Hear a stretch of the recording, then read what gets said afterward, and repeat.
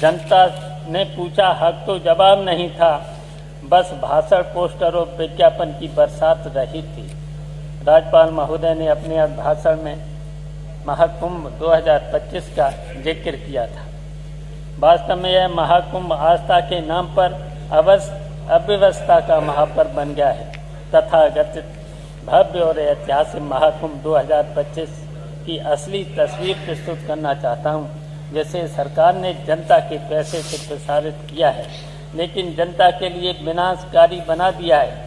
सरकार ने बड़े बड़े दावे किए, डिजिटल कुंभ, स्मार्ट इंफ्रास्ट्रक्चर, स्वच्छ गंगा, सुरक्षित आयोजन, लेकिन हकीकत यह है कि इस बार का महाकुंभ अवस्थाओं और भ्रष्टाचार ढकोसलाने का महा उदाहरण बन गया है। इस सरकार के लिए गंगा सिर्फ एक इवेंट मैनेजमेंट का हिस्सा बन गई। जितना चमका सकते हैं चमका दो, असलियत कोई न कोई देखे। करोड़ों रुपए बहा दिए गए, लेकिन गंगा का पानी आज भी आचमन योग्य नहीं है। यह तो आ गया है, आपने देख ही लिया है CPCB के रिपोर्ट। CPCB ये केंद्र की रिपोर्ट है, ये तो केंद्र की रिपोर्ट है। करोड़ों बहा दिए, लेकिन गंगा का पानी आज भी आचमन योग्य नहीं है। सरकार ने डिजिटल और हाईटेक शब्दों को जादुई मंत्र बना दिया है ताकि हर कुप्रबंधन को छुपाया जा सके। सरकार को लगता है कि कैमरे लगाने से कुप्रबंधन छिप जाएगा, लेकिन यह तकनीकी नहीं बल्कि सरकार की नाकामी की CCTV फुटेज है। इस महाकुंभ 2005 में सरकार के हिसाब से श्रद्धालु जाएं भाड़ में, कमीशन खोर बन गए करोड़पति।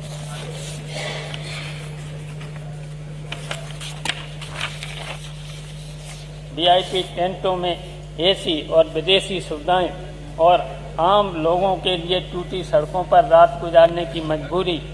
इस सरकार में कुंभ का असली दर्शन यह है कि भक्तों को धक्के मिले और ठेकेदारों को चेक मिले। इससे सिद्ध होता है कि इस सरकार के असली धन प्रचार और इवेंट मैनेजमेंट है। मतलब श्रद्धालु परेशान रहें, लेकिन सरकार का प्रचार चलता रहे। महाकुंभ 2025 में सरकार ने हर जगह अपनी नाकामी की गंगा बहा दी। श्रद्धालुओं के लिए इससे सिर्फ संघर्ष और परेशानी आई है। यही सरकार धर्म के नाम पर सिर्फ घोषणाओं का स्नान करा रही है। माननीय अध्यक्ष महोदय, यह सरकार अगर चाहती है कि जनता उनके झूठे प्रचार पर विश्वास करे, तो मैं उन्हें सिर्फ इतना ही कहूँगा, गंगा जल हाथ में ले ले और सच बोले। प्रदेश के किसान लगातार संकट में हैं। उन्हें उनकी फसलों का उचित मूल्य नहीं मिल रहा है। बिजली संकट और सिंचाई की समस्याएं बनी हुई हैं, लेकिन अभिभाषण में किसानों की तकलीफों का कहीं कोई जिक्र नहीं किया है।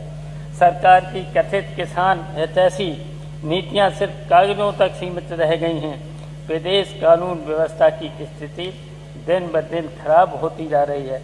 महिलाओं के खिलाफ अपराध बढ़ रहे हैं। व्यापारी और आम नागरिक असुरक्षित महसूस कर रहे हैं, लेकिन सरकार मूक दर्शक बनी हुई है।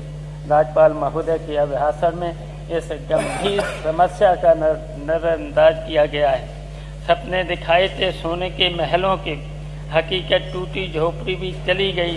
डबल इंजन का नारा दिया था, पर ट्रैक पर ही पटरियां पड़ी रह गई।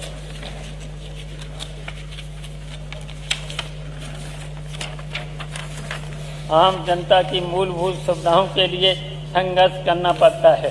योजनाओं की घोषणाएं तो होती हैं, लेकिन उनका क्रियान्वयन नहीं होता है। महंगाई ने आम जनता की कमर तोड़ दी है। आवश्यक वस्तुओं की कीमतें आसमान छू रही हैं, लेकिन सरकार के पास इस पर नियंत्रण करने की कोई ठोस नीति नहीं है। गरीब और मध्यम वर्गीय परिवार महंगाई की मार झेल रहे हैं, लेकिन अभिभाषण में इस पर कोई ठोस बात नहीं की गई। बातों से पेट नहीं भरता, न चाहिए रोटी और काम। सरकार को यह समझना होगा, वरना छोड़नी होगी कुर्सी की सांस। राज्यपाल का यह अभिभाषण जनता की वास्तविक समस्याओं से ध्यान भटकाने का प्रयास मात्र है। सरकार को चाहिए कि वह जमीनी हकीकत को स्वीकार करे और वास्तविक मुद्दों पर ध्यान दे। प्रदेश की जनता जाग चुकी है और इस गुमराह नहीं किया जा सकता है। यह सरकार अगर नीतियों में सुधार नहीं करती है तो आने वाले समय में जनता इसका उचित जवाब देगी। जनता ने आपको इसलिए चुना था कि आप उनके जीवन में सुधार लाएं, लेकिन आपने सिर्फ प्रचार पर पैसा बहाया। समाजवादी पार्टी की सरकार अब आएगी तब फिर से विकास का पहिया दौड़ेगा और हर गांव, गरीब किसान और युवाओं का उसका हक मिलेगा। जनता का फैसला जल्द आएगा, फिर से समाजवाद लौट के आएगा। जिन्होंने गरीबों को ठगा है उनका ताज खुद ही गिर जाएगा। इन्हीं सपनों के साथ अधिष्ठाता महोदय जो हमने सुझाव दिए हैं उनको जोड़ा जाए, उन पर अमल किया जाए। हमारे चौथे नंबर बा।